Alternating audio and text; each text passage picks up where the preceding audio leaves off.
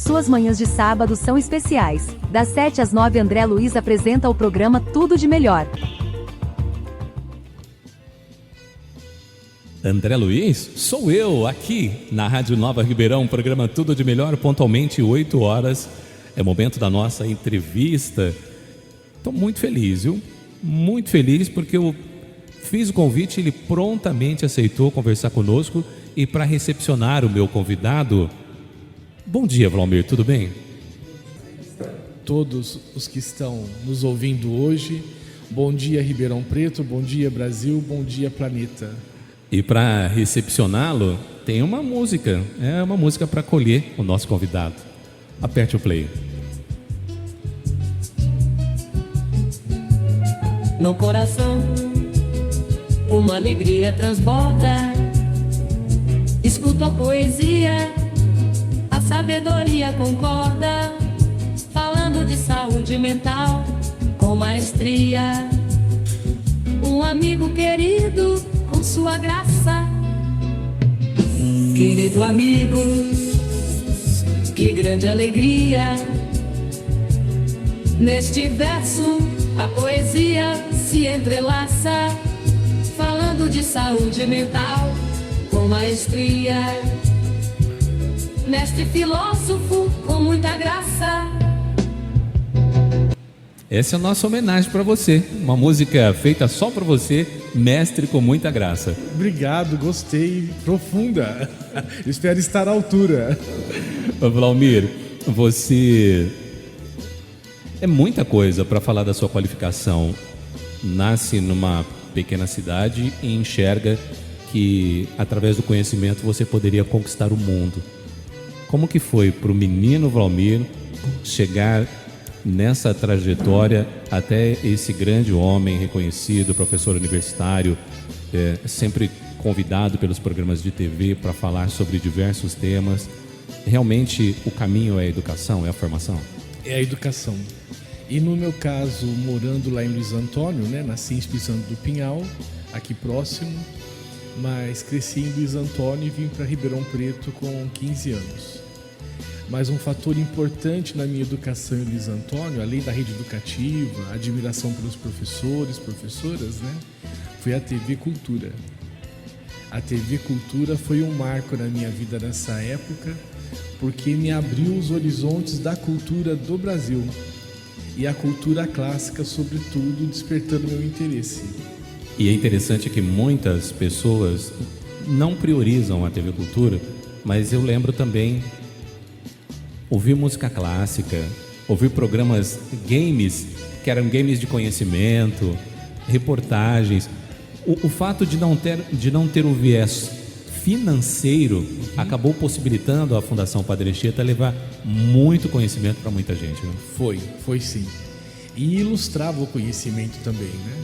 Então eu tive duas oportunidades muito positivas. Primeiro, meu pai, que sempre valorizou a educação, né?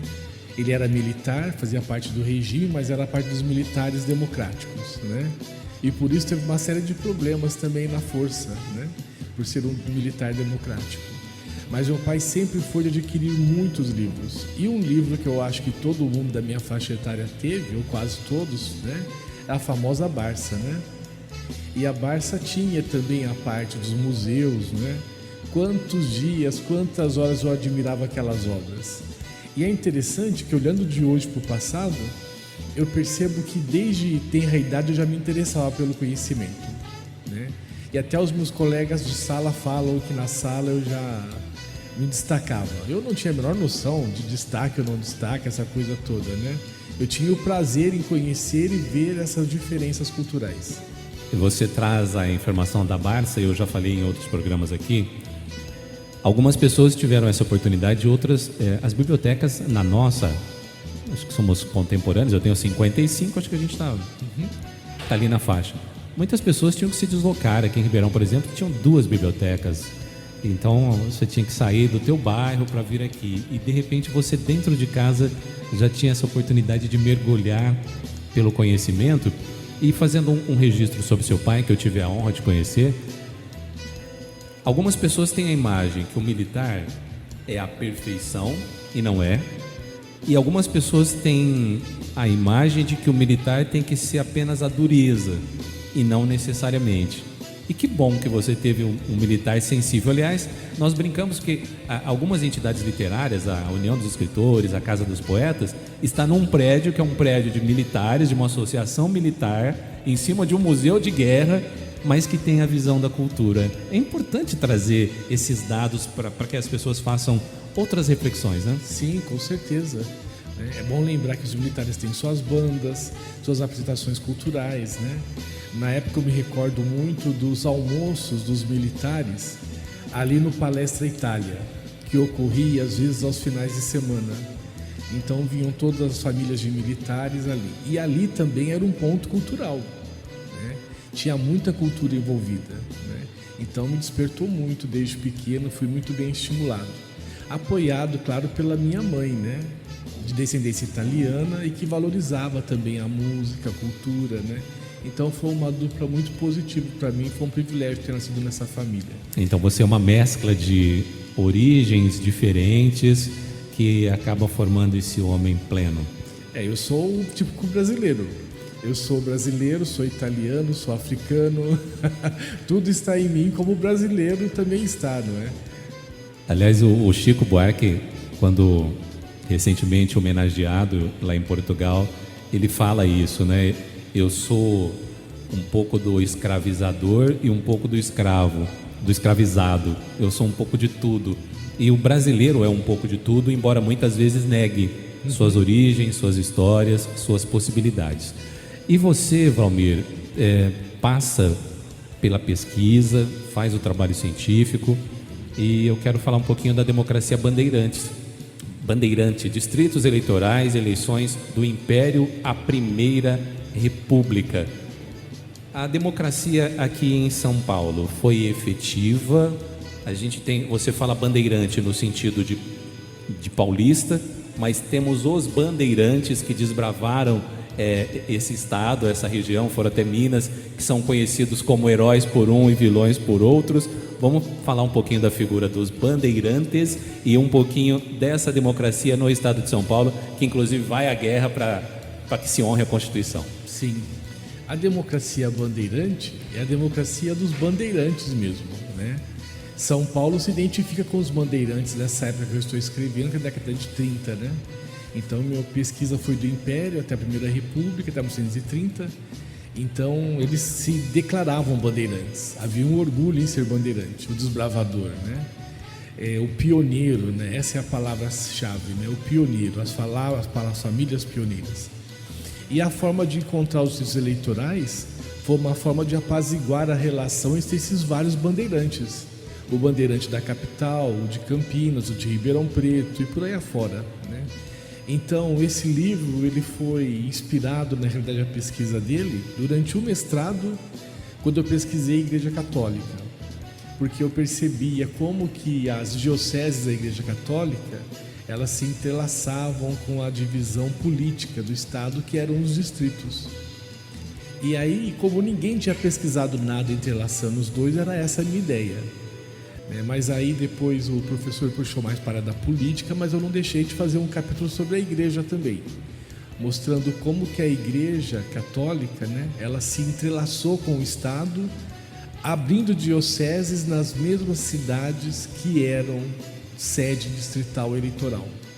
Então os distritos, ele apazigua o PRP, o Partido Republicano Paulista, que tinha muitas divisões.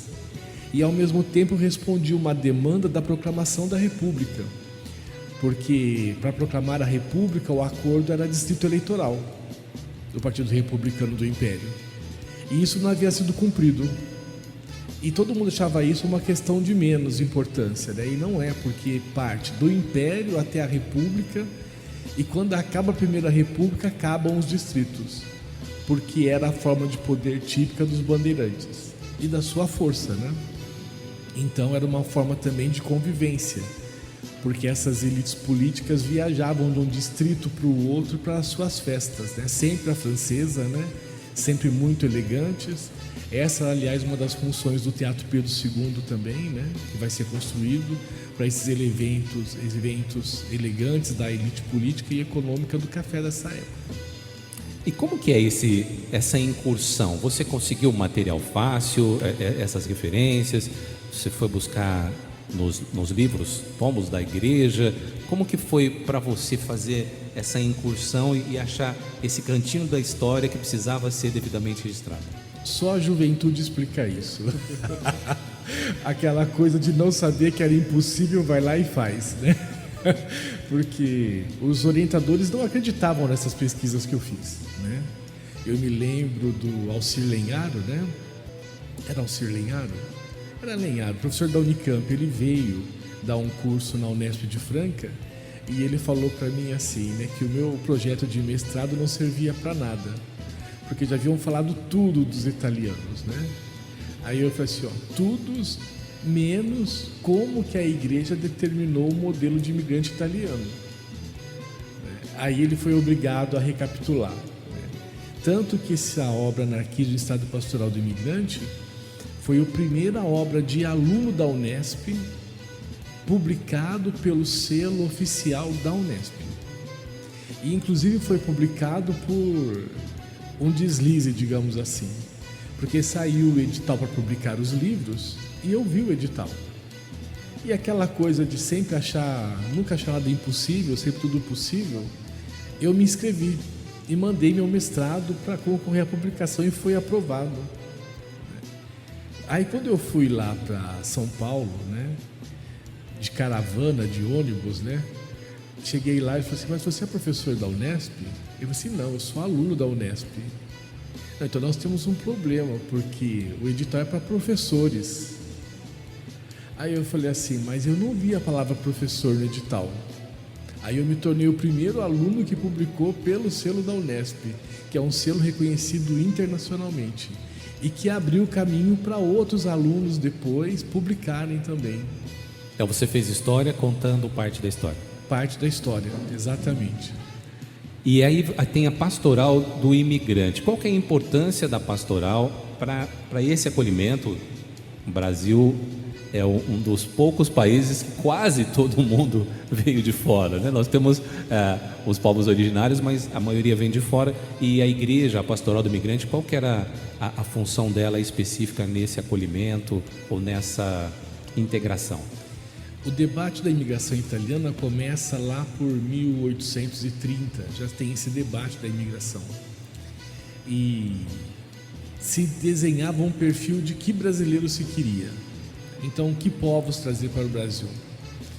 Pela questão da escravização do negro, ele foi posto de lado, né?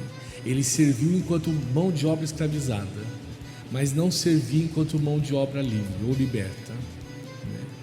Então, quem trazer? E aí vem o projeto de embranquecer o Brasil, porque o Brasil era um país negro, era um país indígena até então. Então, quem trazer? Então, uma ala vai defender o imigrante alemão, porque ele é mais moderno, ele é mais arrojado, ele trabalha com mais afinco, ele é mais determinado. Isso é que diziam aqueles que defendiam os protestantes. E os padres que eram deputados, e que não eram poucos, né, eles vão falar, olha, isso não vai dar certo, porque o alemão não vai se subjugar como se subjugou o escravizado. E essa fala é uma fala tendenciosa, como se os escravizados não tivessem resistido. E os africanos resistiram arduamente contra a escravização, assim como os indígenas também resistiram arduamente. Aquilo que na ótica, por exemplo, do europeu, né, vê o indígena como preguiçoso, é uma resistência, né? Um exemplo paralelo, mas só para comparação, sem efeito histórico, né, é como você pensar o Gandhi, que não fazia nada porque era pacifista. O indígena já fazia isso, né, já resistia, né? Então havia uma resistência muito séria. E a população negra foi resistindo cada vez mais à escravização, o que foi tornando impossível manter o modelo, apesar de todas as estratégias para inviabilizar isso.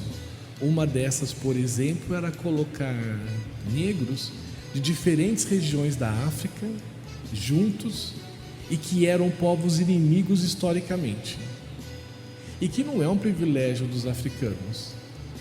Chineses e japoneses lutaram por séculos Alemães, quando nem existia Alemanha ainda, né, franceses e italianos e ingleses lutaram por séculos. Basta lembrar a Guerra dos 100 Anos entre a França e a Inglaterra, que tem resquícios até hoje, né? Tanto que você chega na França, se você falar inglês, você causa um choque na pessoa, porque lembra que por 100 anos eles tiveram que lutar para ficar livres dos ingleses e vice-versa. Então tem esses restos históricos até hoje. E nesse caso aí, os padres italianos disseram que não daria certo o protestante, porque ele não submeteria ao trabalho escravizado. E quem submeteria? O italiano. E por que o italiano submeteria? Porque ele era católico. Então o catolicismo ele tem uma longa história de estar aliado ao Estado e de colocar a população a serviço do Estado, por diferentes modelos que ela vai construindo ao longo do tempo. E aliás, a chegada dos primeiros protestantes acaba implicando inclusive numa necessidade de mudança da legislação brasileira, porque muitas leis brasileiras eram vinculadas às leis católicas, às regras católicas, e esse país começa a ter que fazer esse primeiro ajuste. E você passou pelos chineses, há registros inclusive que na hora de fazer quem vem para cá, os chineses eram um dos que eram barrados, né? Era um público, não, esse aqui nós não queremos. Totalmente barrado. O chinês, o japonês, eles tinham uma expressão histórica para a época que eram os shins. O shins é uma ofensa, né? Então todos aqueles com os olhos puxados de origem nipônica, chinesa, coreana, todos esses comporiam os shins. Os shins não eram bem-vindos de forma alguma. Depois os japoneses são bem-vindos porque há falta de mão de obra, e o Japão é visto como um império, então tem algo de semelhante com a Europa imperial, então tem algo que pode ser oferecido, mas ele submeta à escravização, que é a nota da realidade brasileira até hoje, né? O trabalhador assalariado é um escravizado, né? Como que ficou essa marca, Flaumir? Essa ideia, estamos falando de 1800 e pouco, isso refletindo hoje em 2024, no modo que olha para o negro, no modo que enxerga o negro, no modo que ainda enxerga o chinês, sem ter noção da potência que a China se tornou. As pessoas ainda fazem piada, tentam ridicularizar, mas andando pelo centro de Ribeirão, você vê que hoje o comércio predominantemente chinês, né? Os proprietários. Qual que é o reflexo disso? Uma teoria que é plantada lá em 1800 e pouco e que continua prosperando até hoje. Isso é uma questão dos privilégios. O preconceito, a discriminação, ela é antes de tudo uma construção para manter o privilégio de um grupo. Então esse grupo percebe que o outro está chegando e que ao chegar é um possível concorrente. Então, para que ele não ocupe espaço, você formula preconceitos e discriminações, para que ele não concorra com você e seja colocado para fora do sistema antes dele sequer entrar no sistema. Um exemplo disso na questão dos negros, por exemplo, é bom lembrar que os imigrantes italianos, eles recebiam glebas de terra do Estado, mas o negro que havia sido escravizado não recebeu. Que aliás dizem que na discussão da elaboração da Lei Áurea, algumas pessoas defendiam isso, vamos libertar, vamos possibilitar que eles tenham a sua terra, a sua produção, e isso acabou impactando nessa gigantesca desigualdade social que nós vivemos hoje, né? Sim. Você que até hoje servia, até hoje você produzia, carregou o país nas costas, né? Sim. Na mineração, na agricultura, na construção civil, em todos os setores. A partir de hoje você não é bom mais, bom Exato. É o que está chegando de fora. Cria uma guerra entre os dois, cria ali uma diferença entre os dois, e para o outro vem remunerado e com incentivo para adquirir propriedade. Sim, porque era o projeto do Estado do embranquecimento. Eles acreditavam que o Brasil se embranqueceria até a década de 30, 40, né? O que não ocorreu de forma alguma, né? Embora tenha ocorrido uma certa assimilação, mas não ocorreu o embranquecimento esperado, porque eles esperavam que o casamento entre europeus e negros no Brasil levasse ao embranquecimento progressivo. Então eles achavam que eles extirpariam o negro da cultura. até pela submissão do modelo econômico. Então, quando chega, por exemplo, o italiano, né, o italiano ultramontano, ele vai submeter as condições de trabalho semelhantes à do escravizado, mas não só, ele também vai resistir, mas muito menos que o alemão. Então, os padres estavam certos quando diziam que os italianos seriam mais submissos do que os alemães. E aí começa todo um projeto da igreja para esse imigrante italiano, que envolve inclusive o Papa, né? Então, nas minhas idas para São Paulo, pesquisando, na época não existia nem computador ainda, né? Era tudo no manual ainda. Então, eu me deparei assim com uma fonte privilegiada, né? Porque eu segui aquilo que Humberto Eco fala, né? Tem a humildade científica de saber que numa portinha de esquina perdida pode estar um documento importantíssimo. E eu sigo essa regra até hoje. E aí eu falei, eu vou pesquisar na Biblioteca Mário de Andrade. Todo mundo, tudo que tem lá tem aqui, não sei o que tem não sei aonde. E eu fui lá. E só lá eu encontrei os documentos da Pastoral do Imigrante. Perdidos lá num canto, sem consulta, há mais de 50 anos estavam lá os documentos me esperando. E ali eu vi como que o Papa trabalhou junto com o Scalabrini para criar uma pastoral do imigrante italiano, para que ele, chegando aqui, ele não se perdesse, quer para os cultos de origem africana, quer o abandono da Igreja Católica. Então a pastoral do imigrante italiano foi muito efetiva e foi muito rica também, porque esses imigrantes italianos doavam fartamente para a Igreja Católica. Tanto que aqui em Ribeirão Preto, para pegar só um detalhe disso, esses calabrinianos vieram para Ribeirão Preto também. Ali onde hoje é Santo Antoninho dos Pobres, onde pegou fogo a casa ao lado, né? Aliás, é um pecado, né? Total. O patrimônio histórico em Ribeirão Preto começa a nascer agora, né? Com algumas pessoas que estão restaurando. Mas muito foi perdido, né? Infelizmente. E foi perdido por isso, por causa da visão bandeirante. Eles querem apagar o passado, que é vergonhoso. Eles querem lembrar só as glórias. Mas há muito de vergonha nesse passado também bandeirante. Valmir, você que é sociólogo, historiador, caminha por dois segmentos tão importantes. Aos pouquinhos, resgatando esses registros, se dedicando como você se dedicou, com a possibilidade das redes sociais, das alternativas, o Brasil vai devagar se reencontrando com a sua história, vai entendendo quem é quem, que o vilão não era tão vilão, que o herói não era tão herói, e que muita coisa foi omitida nos bancos escolares, nas conversas familiares, nas câmaras municipais, nos parlamentos. Tem muita coisa para a gente buscar ainda, Valmir? Claro que tem. E a rede social, ela deu voz para quem estava submisso, né? E é uma eclosão. É uma revolução semelhante a Gutenberg, guardada as devidas proporções, né? Quando Gutenberg criou a imprensa, foi uma preocupação para o Estado tremenda. Vamos regular isso, né? Antes que seja tarde demais. Tanto foi tarde que derrubou o rei da França, né? E a rede da internet também ampliou as vozes, né? Então fez com que pessoas que estivessem isoladas não estejam mais. E também inviabilizou a voz só do dominante, que era o que a rádio tradicional, a TV tradicional fazia. Só tinha visão do dominante. Você pode ver, por exemplo, que a maior rede televisiva do Brasil hoje se rende ao funk muitas vezes, porque ela precisa daquela audiência que ela antes sufocava. Ou então, como terá essa semana, né, o jogo das favelas, porque são milhões de favelados assistindo. Há muito mais milhões de favelados do que de classe média no Brasil.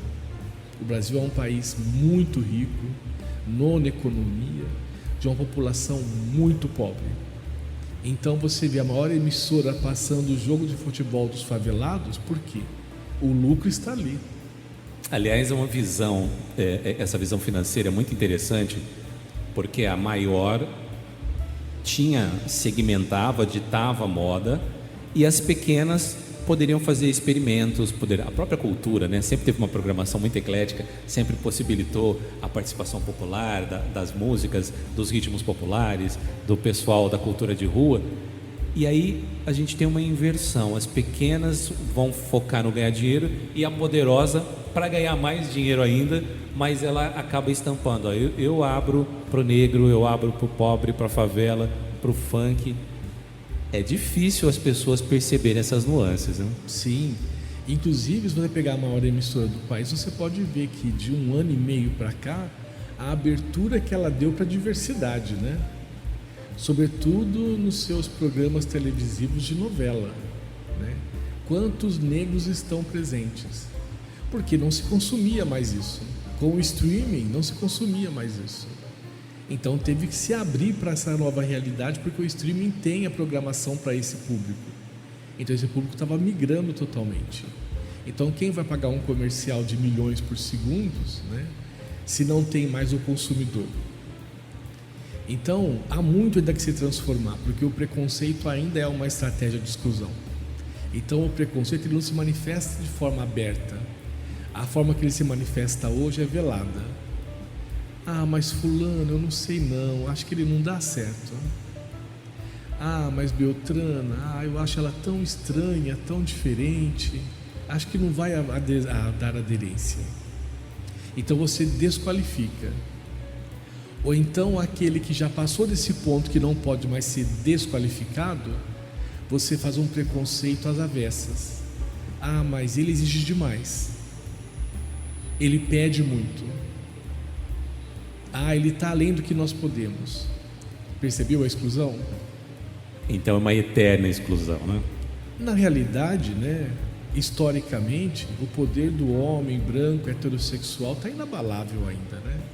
Se nós pegarmos o governo federal, por exemplo, para ele poder continuar governando, ele teve que tirar quase todas as mulheres dos ministérios, por exigência da adesão dos outros partidos que queriam os cargos. E aí, Valmir, você traz o Estado, o cenário colocado.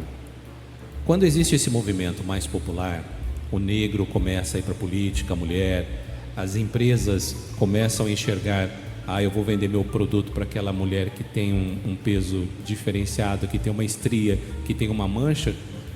Existe um contramovimento. O movimento aumenta o conservadorismo e sobre o título de valores, de família, de moral, que no final tem um viés de poder e de dinheiro, mas atrela na reunião e cria essa loucura que virou o nosso país. Sim. Esse modelo de dizer a família está em perigo, né? A família nunca esteve em perigo e nunca vai estar em perigo, porque as pessoas se unem pelo desejo, e é esse o problema. A família que eles não querem é a que se une pelo desejo. Eles querem a família que se une pela reprodução do sistema, e isso também vai cair por terra. Vai cair por terra por qual motivo? Porque o embrião já é feito em laboratório. E não precisam de 2 pessoas para fazer um embrião. A outra questão, o útero artificial já está aí também. Então o que vai restar depois da superação da natureza da reprodução? O desejo. Não haverá como frear isso. Aliás, o próprio sistema vai estimular isso como forma de se manter. Estamos apresentando o programa Tudo de Melhor. Apresentação, André Luiz. E o Tudo de Melhor hoje recebendo o Valmir Souza. E hoje não tem hora para acabar essa entrevista, viu? Muita gente ligando, elogiando, mandando mensagens. Aldaísa, obrigado pelo carinho, muito obrigado por nos acompanhar, e realmente você tem razão, um ótimo entrevistado. Rita Cruz, muito obrigado também pelo carinho, pela audiência. O Valmir está agradecendo aos elogios que você manda aqui, e eu quero falar um pouquinho. Ele escolhe aqui uma música sentimental demais, eu quero falar de sentimento, quero falar da cabeça do povo. Estamos vivendo o Janeiro Branco, uma preocupação com a saúde mental. E Valmir, num mundo, num país que tem tudo isso que nós falamos no primeiro bloco, num pós-pandemia, numa guerra política, o ser humano está com muita dificuldade. Eu também sou profissional, trabalho na área de saúde, vejo o tanto de pessoas que estão precisando de um apoio, de um suporte mental, algumas partindo até para medicação, que também é um outro problema, mas muita gente com dificuldade de conversar. É um momento que os psicólogos, que as pessoas que fazem orientação, que fazem atendimento, são talvez mais necessários na nossa sociedade. O que está acontecendo com o nosso povo? Na realidade, nós vivemos uma sociedade que reprime, né? Ela tem um modelo de sociedade e os sociólogos já mostraram isso antes da própria psicologia e da psicanálise. Então, se você pegar na sociologia o Durkheim, né, ele vai falar por que as pessoas não fazem algumas coisas. Porque eles têm medo da punição. É a repressão. A repressão é social. E desde que nós nascemos, nós vamos ser reprimidos por N maneiras. Porque nós temos que entrar, nós temos, entre aspas, enorme, né, nesse modelo cultural que já está pronto. Mas e o sujeito? O sujeito está pronto para esse modelo cultural que já antecede a nossa existência? É aí que vem a origem da psicologia e da psicanálise, né? Dando voz ao sujeito. Na psicanálise, por exemplo, mais do que saúde mental, a gente fala em sofrimento mental. Porque a parte da saúde mental fica um pouco mais para os psiquiatras. É uma visão mais medicamentosa, mais tradicional entre sadio e doente. Nós não. Nós trabalhamos mais com a ideia de sofrimento psíquico. Te causa sofrimento? Por que te causa sofrimento? Por que você não realiza? E a partir daí que nós trabalhamos. Então a psicanálise, antes mesmo da psicologia, ela vai criar o que muitos chamam de escuta ativa, que é ouvir alguém. E falando em escuta, que é muito legal, eu lembro que eu acompanhei um projeto, eu até participei do pessoal do Colégio Victor Frankl no mês de setembro, no Setembro Amarelo, que colocou ali na esplanada do Teatro Pedro II algumas barraquinhas com a cadeirinha e ficava uma pessoa sentada só para escutar. E quantas pessoas tinham necessidade de falar? Nós comentamos anteriormente sobre família, mas hoje a pessoa não consegue conversar com o pai, com a mãe, com o irmão. Ela mergulha nas redes sociais, ela cria um personagem. E numa roda de conversa, se você fala assim, eu estou com uma dor no dedo, o outro, ele quer contar a dor dele que é maior que a sua e já não te escutou. Você tem um projeto legal para apresentar na empresa, o cara, não, mas o meu é... O ser humano está com dificuldade, primeiro, de escutar o outro e segundo, de se abrir, de falar para o outro, de se revelar plena e verdadeiramente para o outro. E para si mesmo. Porque não é só falar para o outro escutar. Na psicanálise a gente fala para se escutar. Às vezes você chega para uma pessoa que está falando muito e fala assim, repete o que você falou. O que foi que eu falei? Porque ela não se escuta. Então ela não está atenta ao desejo dela, ao que realmente lhe satisfaz. E também aquilo que não lhe satisfaz e que ela não quer. Então se fala muito hoje, né? Aprender a dizer não, né? Não é só aprender a dizer não, é aprender a dizer sim com qualidade. E só se escutando. Então quando alguém busca alguém para ouvir, para um desabafo, é uma coisa. Alivia naquele momento. E é importante? É importante. Com essa escuta, nós evitamos muitos suicídios. Que, aliás, ocorre mais entre os homens do que entre as mulheres. E voltando lá na ideia do homem branco heterossexual, né? Esse é o que mais suicida. Ele coloca um modelo de sociedade que depois ele mesmo não suporta. E fazendo um paralelo a isso, no mês de dezembro e no mês de janeiro nós tivemos alguns casos de influencers ou influenciadores que se suicidaram. Pessoas que ditavam um modelo, que eram seguidas por milhões de pessoas que criavam um cenário em que te orientava e que te falava o que comer, o que vestir, que compartilhavam o seu dia a dia como se fosse a coisa mais perfeita, também chegaram. Então, também nesse segmento tem esse fracasso, não sei se a palavra fracasso é muito correta, mas também tem esse desespero de não se reencontrar, de não se conhecer, de não se assumir, de não se possibilitar. Sim, e ao mesmo tempo isso revela uma outra questão.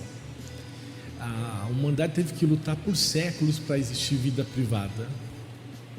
A vida privada é um ganho da burguesia, que se espalhou por toda a sociedade, entre aspas, né? E a vida privada, separada do Estado, separada da sociedade, é um ganho muito importante. E as redes sociais, elas simplesmente varreram a separação entre vida privada e vida pública, ampliando o sofrimento de muitas pessoas. Porque o prazer da exposição vai até que momento? Para viver depois a escravização da exposição. Porque quem abre mão da sua vida privada, e isso podemos mostrar por um exemplo muito simples, que é, por exemplo, as pessoas que mostram sua casa inteira, ou então que mostram um maço de dinheiro, como ocorreu com uma influencer que foi assaltada essa semana. Então as pessoas perderam a dimensão do quanto é importante a vida privada, do quanto é importante preservar algumas histórias para si, e assim ampliam seu sofrimento. Por quê? Porque essa aparente impessoalidade da internet, porque ela te deixa invisível, você não tem que enfrentar a resposta ali ao vivo e a cores, e suportar a ansiedade que isso dá, a dor que isso pode dar. A pessoa simplesmente descarrega do outro tudo que a frustra e amplia o sofrimento de quem abriu mão da vida privada. E por um outro lado, você falou da família, né? É bom lembrar que nós pegamos o vínculo biológico e queremos estabelecê-lo como vínculo afetivo. E nem sempre essas duas pontas estão juntas. Passando por redes sociais, hoje você vai postar uma foto, tem que colocar um filtro, tem que ter o melhor cenário e tem que ter a necessidade de milhares de likes. E quando ninguém curte, ou poucas pessoas curtem, poucas pessoas compartilham, vem aquela frustração, aquele ó céus, o que errei. Até onde nós vamos caminhar com isso, Valmir? Aí você pode ver, voltando lá no começo da fala, sobre o sociólogo que diz da punição social. O não like ou dislike é a punição social hoje. Se você tirar uma foto e não tiver likes, você não foi aceito socialmente. Você fracassou, você sofre. Então eu que sofria no mundo real, eu que tinha dificuldades no mundo real, opto pelo mundo virtual e mais uma vez sou excluído, sou banido. Isso. Valmir, para a gente buscar um equilíbrio, é claro que primeiro procure um profissional, procure ajuda, mas exercícios, coisas que eu posso fazer, mudanças de hábitos, coisas cotidianas, pequenas pílulas, pequenas dicas para que o ser humano, para que o cidadão comum tenha esse reequilíbrio, tenha esse encontro consigo mesmo. Você poderia sugerir? Eu sei que é um desafio isso, mas eu quero desafiá-lo porque confio em você. Uma frase que eu gosto muito é da Frida Kahlo e que eu levo como lema para mim: onde não tiver amor, não te demores. Que foi adaptada, se eu não me engano, é da Frida Kahlo mesmo, e foi adaptado para aquela frase assim: quando não estiver mais servindo amor à mesa, se levante.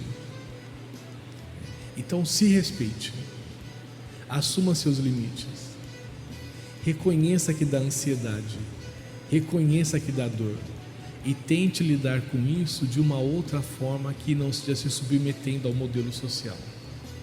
Você pode reinventar seu mundo, e a reinvenção do mundo começa escolhendo com quem nós queremos conviver.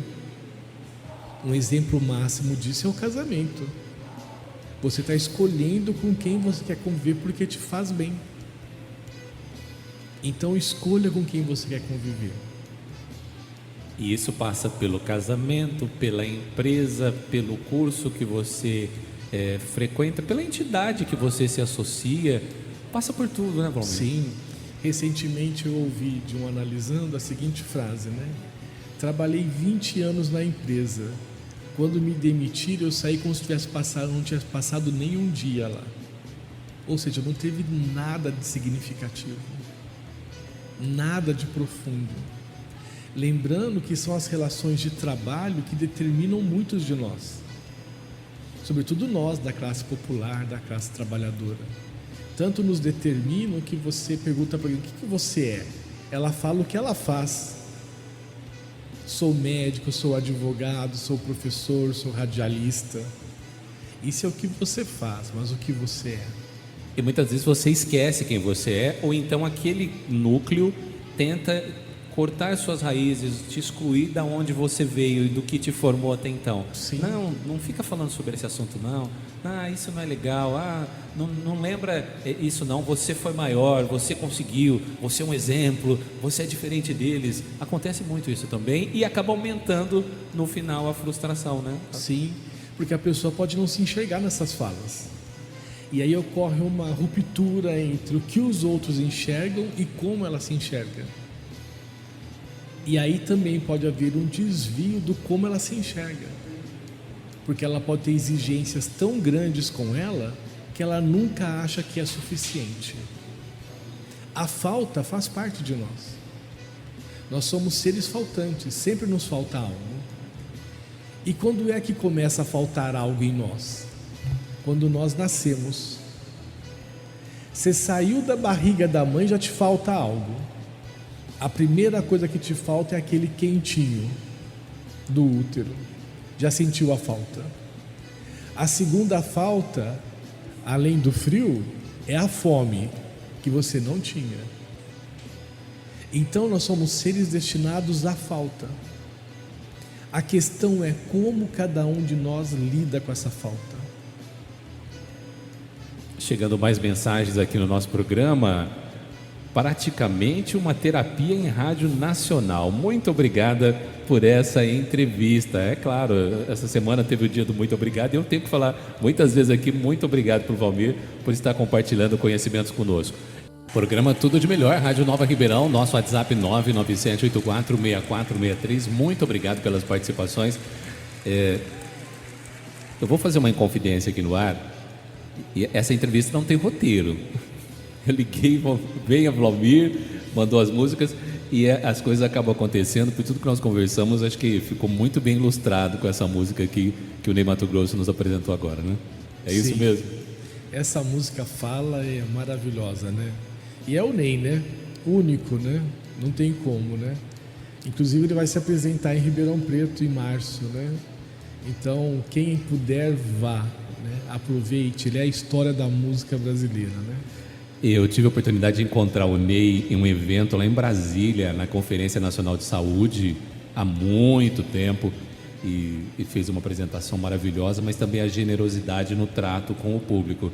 E nos últimos 2 anos o Ney tem voltado com tudo e essa geração começa a ter um contato maior, os jovens de hoje, com esse talento e com uma pessoa que, como nós conversamos aqui, teve todas as suas dificuldades, todas as suas incertezas e inseguranças, mas teve também a coragem de se posicionar como artista e como ser humano, né? Sim, ser o que se é, né? Embora esse sempre está em mudança, né? É isso que faz muitas vezes a análise, a psicanálise, né? Fortalecer a pessoa para que ela faça as suas escolhas e mantenha seus desejos, né? Sustente as suas escolhas.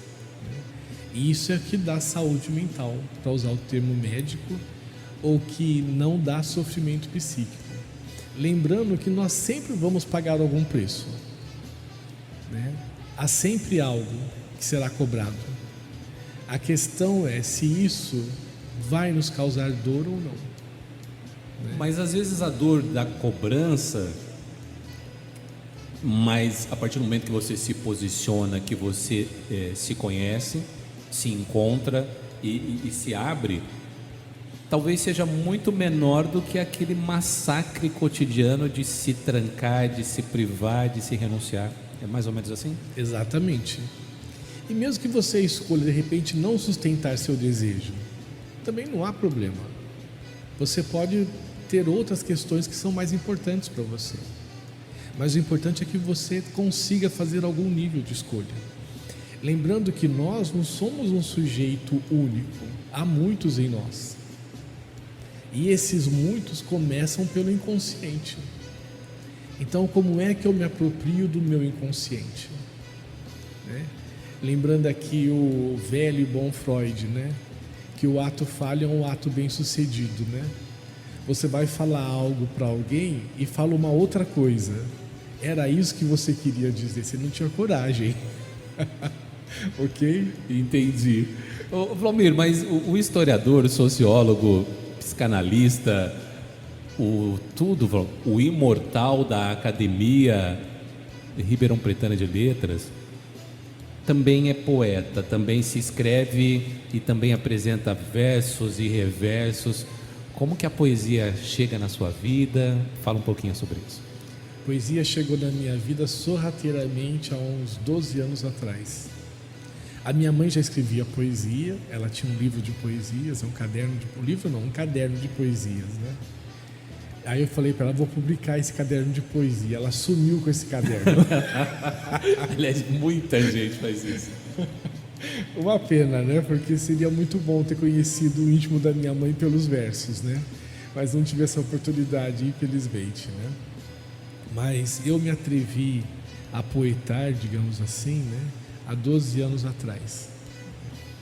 Me veio uma vontade assim de escrever e eu já estava um pouco exaurido de escrever academicamente, né?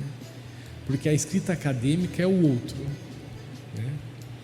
E a escrita poética para mim é o eu reinventado, né? Então ele não é real, né? Mas ele participa da fantasia do real. Então, por exemplo, essa televisão que está aqui do nosso lado agora aqui, né? Ela pode emanar uma fantasia do real, né? Então já vira uma poesia. E eu tenho notado que meu pensamento tem sido poético. Até eu tenho uma poesia que eu falo, que eu escrevo, né?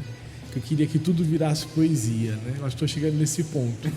Porque eu começo a pensar em forma de poesia. Mas isso é muito legal e tem colegas que fazem esse exercício, que às vezes também é criticado pela sociedade. Nossa, mas você vê beleza em tudo? Você vê poesia em tudo? Mas a criação é uma obra de arte, né? Sim, e ver a arte no vazio também, no sofrimento, no desespero, na oportunidade, na falta de oportunidade, né? Tudo é aprendizado, né? Então esse olhar positivo sobre o mundo é muito bom, né? Então, de mesmo aquilo que é o mais desafiador, virar uma poesia e ser reinventada, né? Ser apropriada por nós e ressignificado. Eu quero convidar o Antônio Alexandre, vamos chamar aquela da Alcione. Eu quero que a Alcione, que tanto nos encanta cantando, participe do nosso... Nós temos um quadro aqui que é Poetizando no Ar. Então, as pessoas são convidadas a mandar os seus poemas. Eu gosto muito de ler poema alheio, mas agora nós estamos convidando para que as pessoas falem o seu texto. Eu quero chamar a Alcione Menegas para homenagear o querido Valmir Souza aqui no Tudo de Melhor. De Alcione Menegas, A Pérola.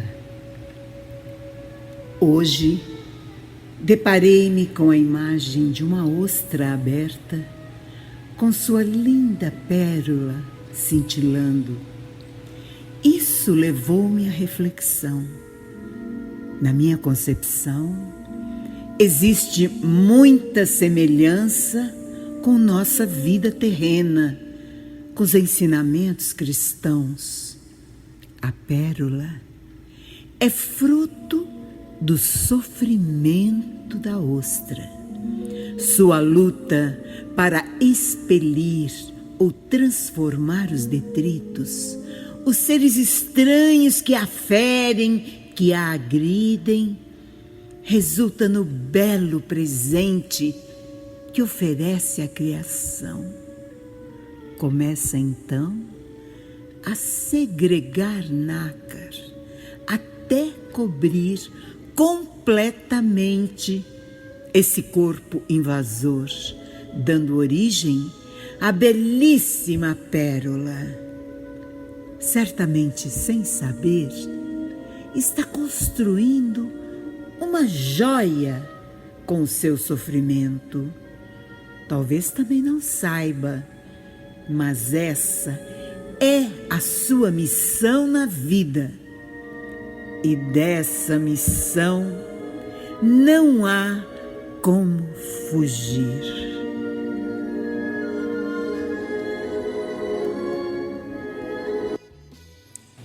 A observação da poetisa, da escritora, da cantora Alcione Menegas, olhando a pérola ali, a gente falava sobre isso agora, do olhar atento. Quem vê a pérola vê sua beleza, não vê todo esse processo que a Alcione narra aqui e descreve. E no nosso dia a dia, assim também, Valmir, você vê a pessoa que obteve sucesso e você não sabe o que tem por trás desse sucesso, que às vezes tem sacrifício dele, mais sacrifício dos outros. E você vê também aquela pessoa no semáforo pedindo uma ajuda e você não enxerga o que tem atrás daquilo, né? Primeiro, parabéns a Alcione, meu abraço a ela, uma poetisa, uma cantora que faz a memória de Ribeirão Preto crescer, né? E ela foi muito feliz em usar o exemplo da pérola, né? Que é quando nós transformamos a dor em uma lição, em um aprendizado, né? Então pegamos uma dor que nós temos e extraímos dela o que ela tem de educativa para nós, tanto no quanto nós reagimos, quanto na forma como as pessoas se dirigem a nós, né? E às vezes uma agressão pode se transformar numa bela lição. Olha a poesia. Exatamente. Né? Com rima. Exato. Então, né, lembrando que o desafio nosso é esse, né, para não ter sofrimento mental, né? Transformar algo que nos poderia dolorir, magoar, né, em algo que nos movimenta. Que às vezes o sofrimento psíquico também, ele pode ter aquele sofrimento preferido. Eu não vou soltar de você, porque minha vida só faz sentido com esse sofrimento. Porque se eu não estiver sofrendo, o que eu vou fazer da minha vida? Se eu penso o dia inteiro nisso que me faz sofrer, se eu não tiver esse sofrimento, no que eu vou pensar? E a pérola fica ali 24 horas sem se tornar o que ela é, uma lição, um aprendizado, uma ressignificação. Valmir, você fala desses apegos, inclusive do apego ao sofrimento. Eu lembro que era muito novo, eu estava em um velório. E aí a viúva olhava para o seu esposo e gritava assim, chorava e falava alto: e agora o que eu vou fazer sem você? Como que vamos cuidar dos nossos filhos? Tinha vários filhos pequenos. Só que em verdade, aquela pessoa tinha o vício da bebida, tinha um problema de saúde. Então o que morreu, ele só ficava em casa. Aquela mulher cuidava da casa, cuidava dos filhos, provia o lar, trabalhava fora, ela fazia tudo. Mas naquele momento ela achava que sem aquele homem ela não seria nada. E em verdade ela já era tudo. E você traz essas pessoas, muitas vezes a pessoa sofre e a igreja ou a sociedade fala: não, você é sofrer, tem que sofrer, é assim mesmo. É uma resignação, às vezes até exacerbada. Como que as pessoas também têm esse clique e se libertam disso? Então, aí vem da apropriação do Cristo, né? O que é ensinamento e o que é ensinado, né? Então, o Cristo lá, você não vê ele querendo ninguém sofrendo. Nem na pior prática daquele período, né? Que era, por exemplo, o sexo fora do casamento, né? Nem isso ele condena. Ele dá vai lá e se coloca, vai apedrejar. Opa, peraí, não vai apedrejar não. O Jesus era o homem do acolhimento e a gente construiu um Cristo que é da exclusão. Isso, exatamente. E nós somos uma população judaico-cristã, né? Nós não podemos esquecer disso. O judaísmo, o cristianismo constituem a nossa cultura de forma muito encarnada. Mesmo aqueles que nunca foram a uma igreja, né, e nunca leram a Bíblia, também são influenciados pelo modelo cultural, né? E infelizmente, enaltecer o sofrimento é uma forma de dominação. Porque se você sofre e não se emancipa, você não busca mudança.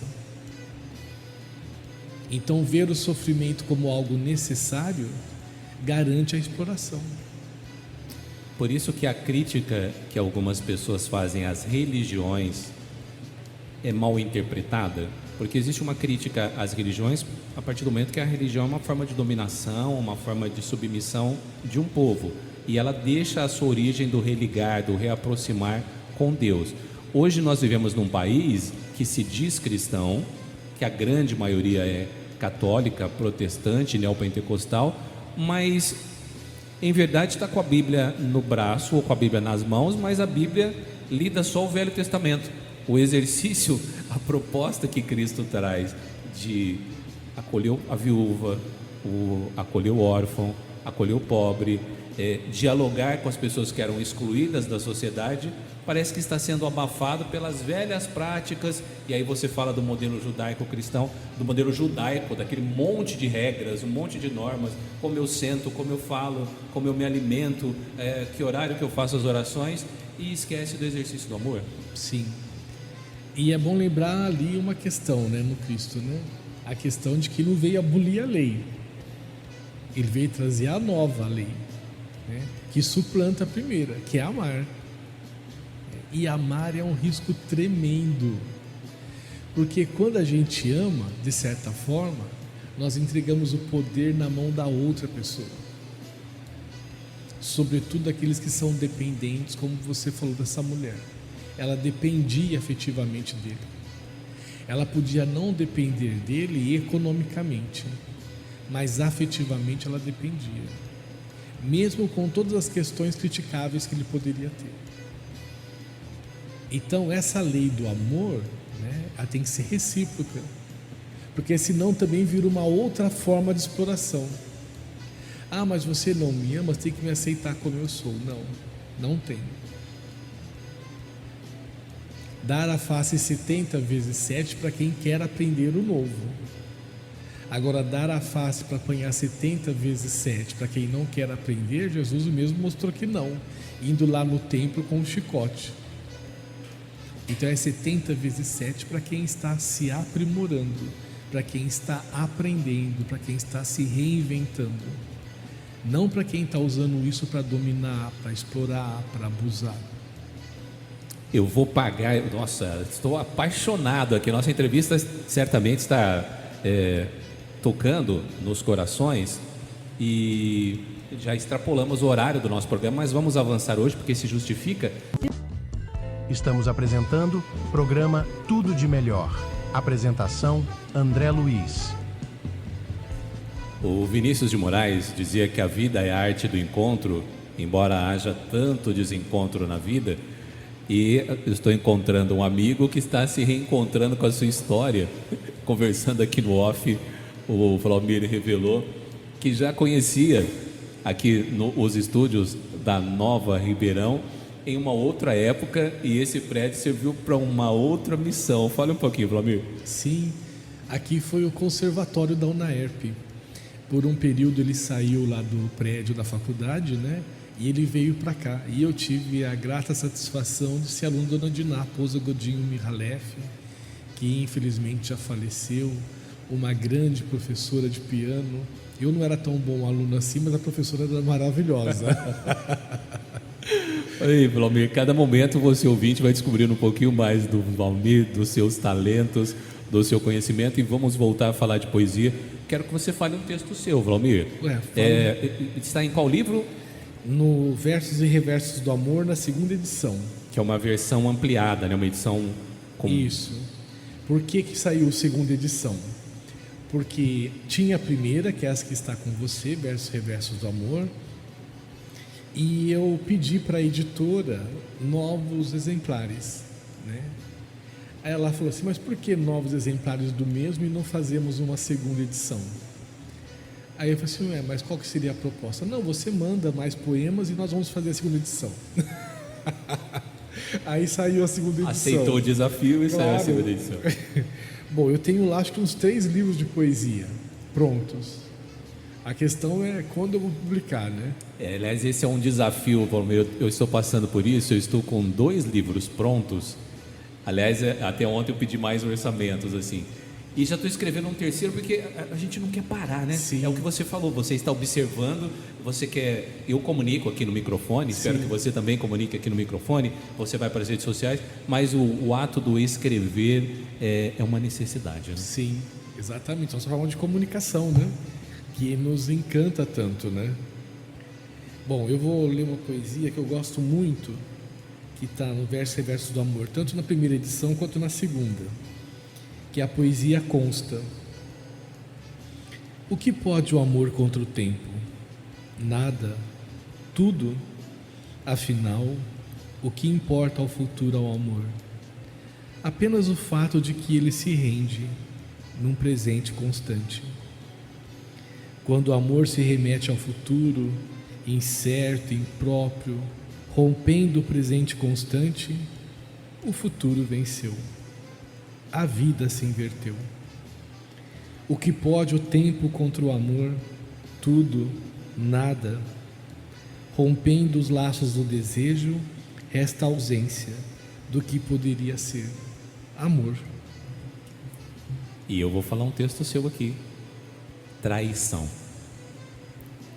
No registro da escrita, o não dito, o maldito, maldito, mal maligno, o oco percorrido, traçado em linhas destemidas, o fiel da balança traída, o verbo corrigido, torturado na penumbra, acoimado de desgraçado, tudo percorrido, resta apenas o não dito.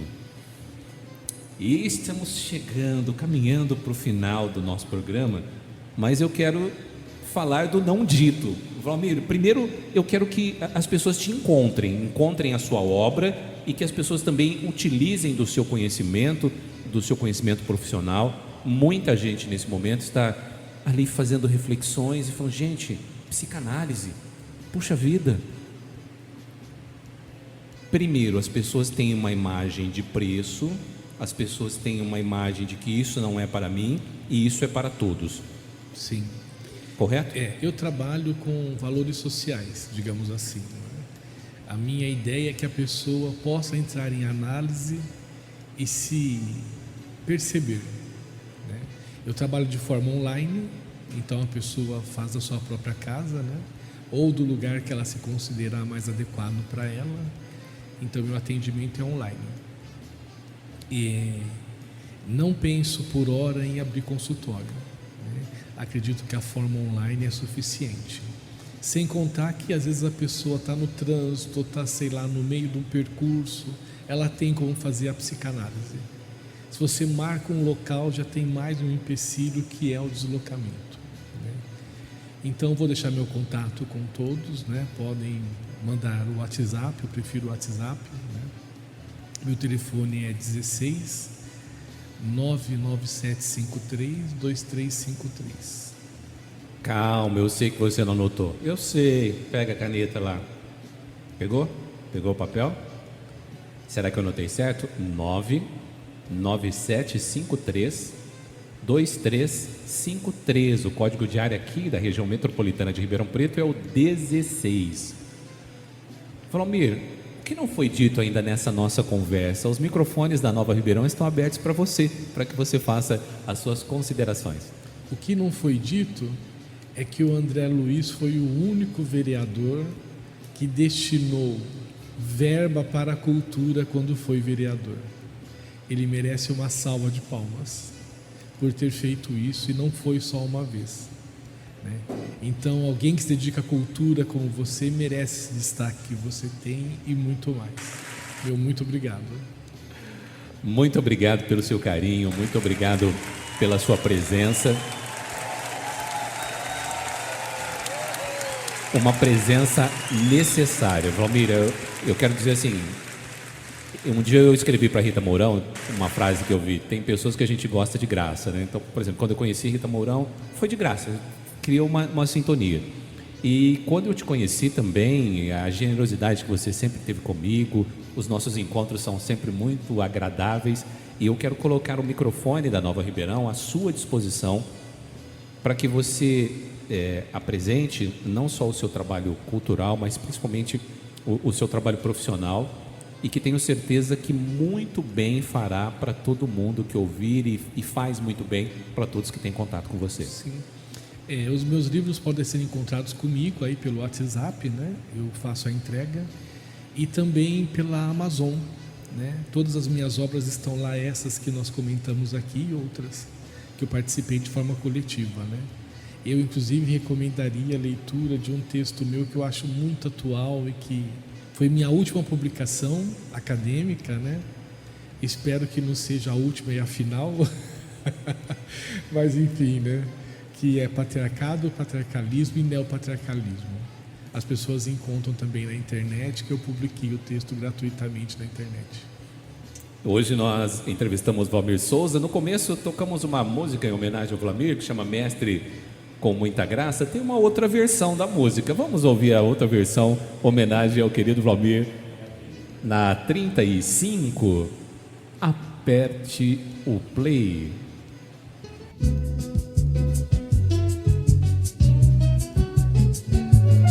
No coração, uma alegria transborda. Escuto a poesia, a sabedoria concorda, falando de saúde mental com maestria. Um amigo querido com sua graça. Querido amigo, que grande alegria. Neste verso a poesia se entrelaça. Está aí o nosso carinho em forma de música para Valmir Souza, que nos encantou nessa manhã gostosa aqui na Rádio Nova Ribeirão. E assim vou me despedindo de vocês, deixando o meu carinho, deixando o meu abraço, desejando um ótimo final de semana e convidando para que você fique conosco na programação da Rádio Nova Ribeirão. Tudo de melhor volta no próximo sábado, a partir das 7 da manhã. A todos vocês, paz, saúde, prosperidade e tudo de melhor. Tchau!